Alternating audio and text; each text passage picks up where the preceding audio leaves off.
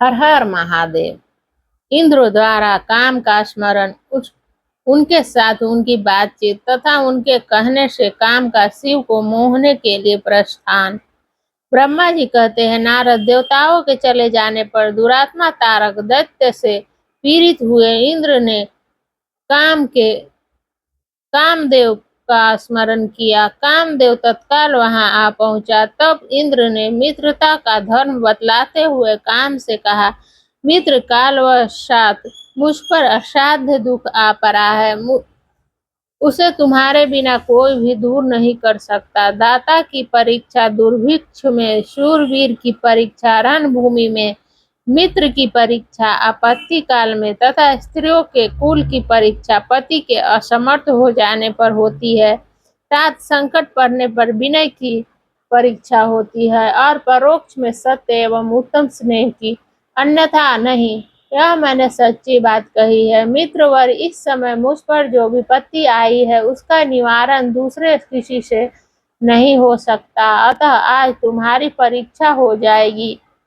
यह कार्य केवल मेरा ही है और मुझे ही सुख देने वाला है, ऐसी बात नहीं है, अपितु यह समस्त देवताओं आदि का कार्य, इसमें संशय नहीं है। इंद्र की यह बात सुनकर कामदेव मुस्कुराया और प्रेम पूर्ण गंभीर वाणी में बोला। काम ने कहा, देवराज, आप ऐसी बात क्यों कहते हैं? मैं आपको उत्तर नहीं दे रहा हूँ।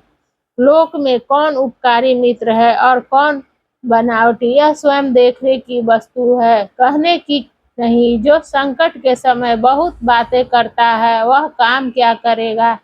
तथापि महाराज, प्रभु, मैं कुछ कहता हूँ, उसे सुनिए। मित्र, जो आपके इंद्र पद को छीनने के लिए दारुण तपस्या कर रहा है, आपके उस शत्रु को मैं सर्वथा तपस्या से भ्रष्ट कर दूंगा। जो काम जिससे पूरा हो सके, बुद्धिमान पुरुष उसे उसी काम में लगाए। मेरे योग्य जो कार्य हो वह सब आप मेरे जिम्मे कीजिए। ब्रह्मा जी कहते हैं,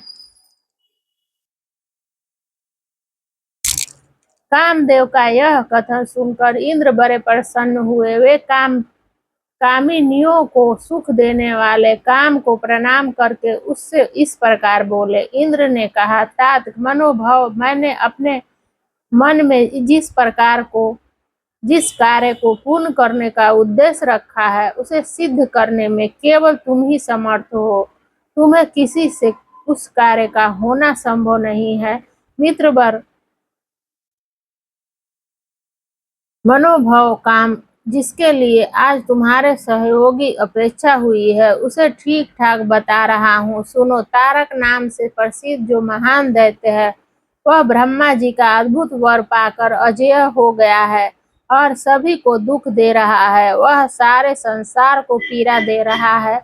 उसके द्वारा बारंबार धर्म का नाश हुआ है। इससे सब देवता और समस्त ऋषि दुखी हुए हैं। संपूर्ण देवताओं ने पहले उसके साथ अपनी पूरी शक्ति लगाकर युद्ध किया था,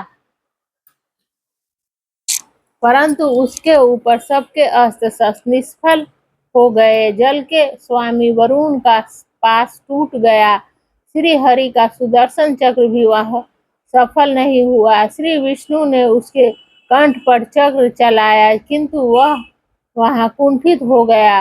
ब्रह्मा जी ने महायोगीश्वर भगवान शंभु के वीर्य से उत्पन्न हुए बालक के हाथ से ही दुरात्मा दैत्य की मृत्यु बताई है। यह कार्य तुम्हें अच्छी तरह और प्रयत्न पूर्वक करना है। मित्रवर, उसके हो जाने से हम देवताओं को बड़ा सुख मिलेगा। भगवान शंभु गिरिराज हिमालय पर उत्तम तपस्या में लगे हैं। वे हमारे भी प्रभु हैं, कामना के वश में नहीं है, स्वतंत्र परमेश्वर हैं। मैंने सुना है कि गिरिराज नंदिनी पार्वती पिता की आज्ञा पाकर अपनी दो सखियों के साथ उनके समीप रहकर उनकी सेवा में रहती है। उनका यह प्रयत्न महादेव जी को पति रूप में प्राप्त करने के लिए ही है, परंतु भगवान शिव अपने मन को संयम नियम से वश में रखते हैं। मार जिस जिस तरह भी उनकी पार्वती में अत्यंत रुचि हो जाए, तुम्हें वैसा ही प्रयत्न करना चाहिए। यही कार्य करके तुम कृतार्थ हो जाओगे और हमारा सारा दुख नष्ट हो जाएगा। इतना ही नहीं, लोक में तुम्हारा स्थायी प्रताप फैल जाएगा। ब्रह्मा जी कहते हैं, नारद, इंद्र के ऐसा कहने पर कामदेव का मुखारविंद प्रसन्नता से खिल उठा। उसने देवराज से प्रेम पूर्वक कहा, मैं इस कार्य को करूंगा, इसमें संशय नहीं है। ऐसा कहकर शिव जी की माया से मोहित हुए काम ने उस कार्य के लिए स्वीकृति दे दी और शीघ्र ही उसका भार ले लिया। वह अपनी पत्नी रति और वसंत को साथ ले बड़ी प्रसन्नता के साथ उस स्थान पर गया जहाँ साक्षात योगीश्वर शिव उत्तम तपस्या कर रहे थे। हर हर महादेव। अगले अध्याय में रुद्र की नेत्राग्नि से काम का भस्म होना, रति का विलाप, देवताओं की प्रार्थना से शिव का काम को द्वापर में प्रद्युम्न रूप से नूतन शरीर की प्राप्ति के लिए वर देना और रति का संभर नगर में जाना। हर हर महादेव।